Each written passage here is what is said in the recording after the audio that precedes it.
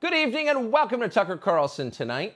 As American forces were pulling out of Afghanistan this summer, Mark Milley, the chairman of the Joint Chiefs of Staff, announced a new and highly innovative intelligence partnership.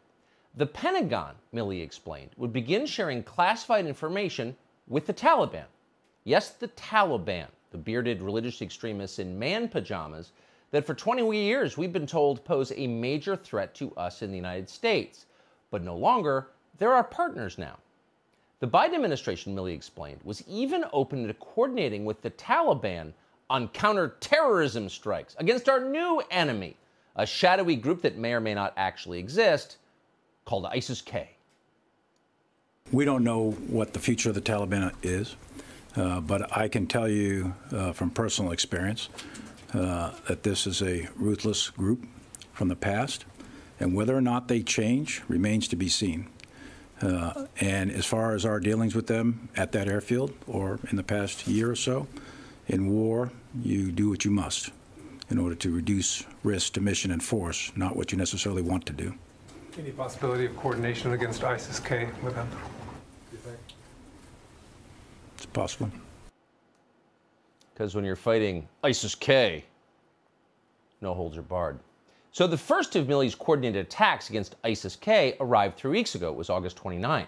That was just days after 13 American servicemen were killed in a bombing at the Kabul airport, a date you remember well. At the time, even Democrats were pointing out the obvious: Joe Biden is senile and totally incompetent. So the administration at that moment desperately needed something to prove they are not senile and incompetent. They are instead decisive and strong. And what better way to do that than to kill people?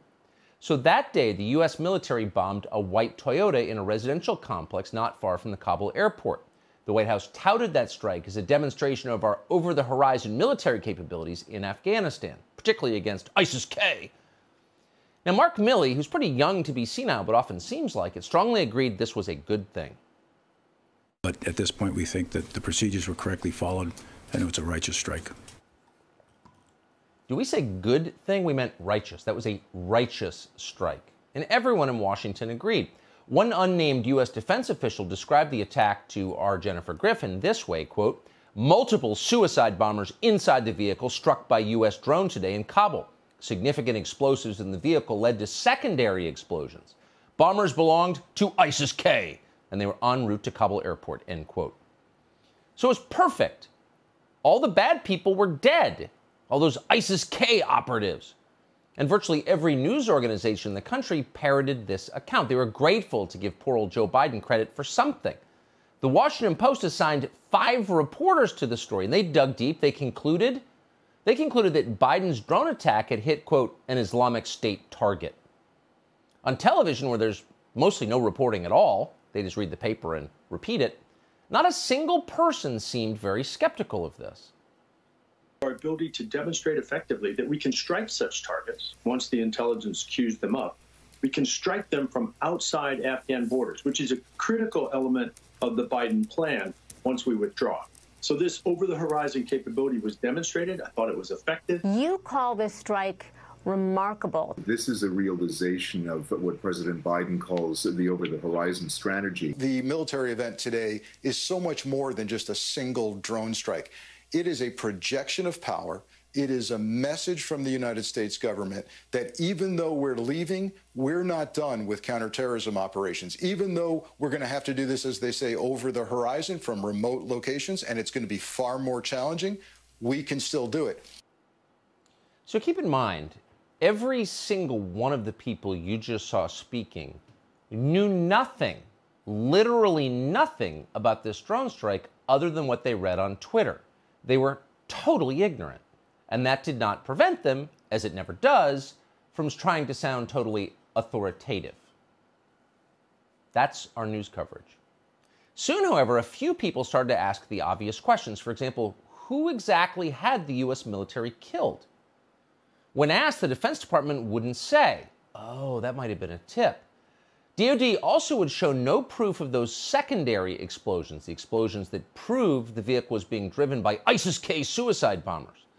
Instead, Mark Milley just assured the country that those secondary explosions were real, they happened, we know, and the rest of us need to take his word for it. And that was exactly the line from the Pentagon's top flack, known liar, John Kirby. Two quick questions, if I may. On the strike against the vehicle, the Central Command talked about secondary explosions, I think, in that, but do you actually have visual evidence that there were secondary explosions? Are you convinced that there were? Because that seems to be one of the potential contributing factors to civilian casualties. So are you certain there were secondary explosions? Yes. I just have a follow-up on a different part of this. Can you say how you're sure? No. Ooh, liar. Not the first time, not the 50th time. Are you sure they were secondary explosions? Yes. How do you know for sure? I'm not going to tell you. And he never did. Neither John Kirby nor anyone else at the Pentagon ever corrected that story. But the New York Times did, to their rare credit.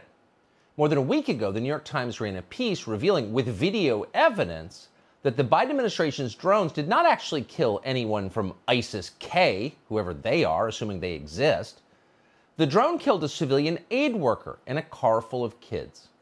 There were no bombs in the Toyota. They had bottles of water, which are very different from bombs in that they don't explode, even secondarily. Finally, this afternoon, the Biden administration was forced to stop lying. So here's General Kenneth McKenzie, the head of U.S. Central Command. Having thoroughly reviewed the findings of the investigation and the supporting analysis by interagency partners, I am now convinced that as many as 10 civilians, including up to 7 children, were tragically killed in that strike. Moreover, we now assess that it is unlikely that the vehicle and those who died were associated with ISIS-K or were a direct threat to U.S. forces. Okay. After consulting with our interagency partners, all of whom get the New York Times delivered at home, we are admitting that we lied to you for weeks about what we actually did. It was not ISIS-K, there were no suicide bombers, there were no secondary explosions, it was kids and water bottles. In his remarks today, most tellingly, General McKenzie declined to announce any consequences for this, either for the killing of children or for the lying about it for weeks. Now, why is that? We think we know.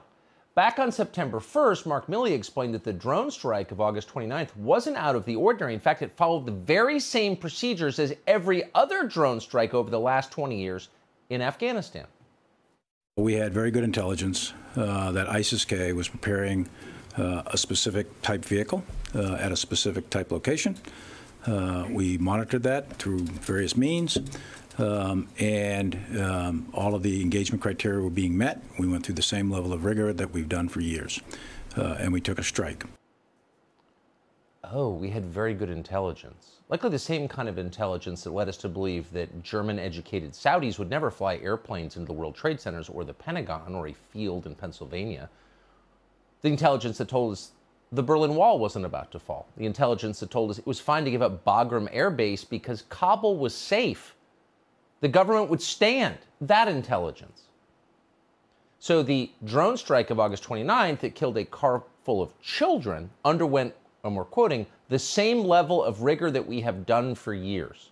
Well, that's not very reassuring, is it? But you will not find a more revealing statement about our Pentagon leaders. It explains why no one has been punished for this disaster.